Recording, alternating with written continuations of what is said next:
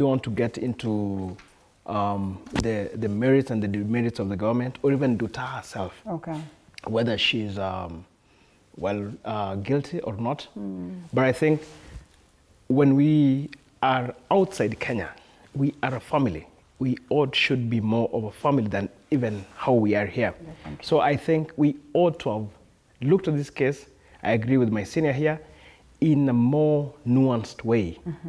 Then we come later now, we try to get Nduta home, then as Mheshimiwa says, she be charged. We try our best to get her outside the laws of Vietnam. Then we get her home. But I will also, I think as family, I think I'm really trying not to give my real opinion about this, but I think this is an assumption. If at all she's guilty, she's not yet been judged, I think this is tough love. I think we could be exporting some of our bad manners outside our borders. All right. Yeah, so I think we ought to have a conversation with ourselves.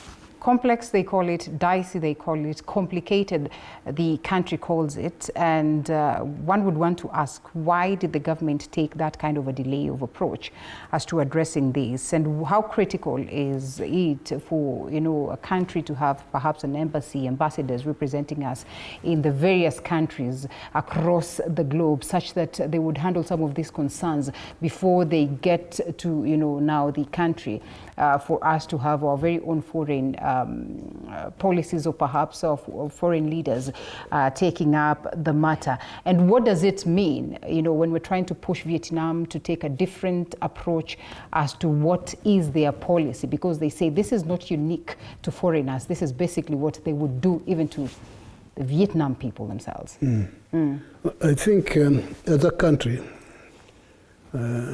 we handled it badly. Okay. This case was known from the time she was arrested. Okay. And then even going through the motions of trial in Vietnam.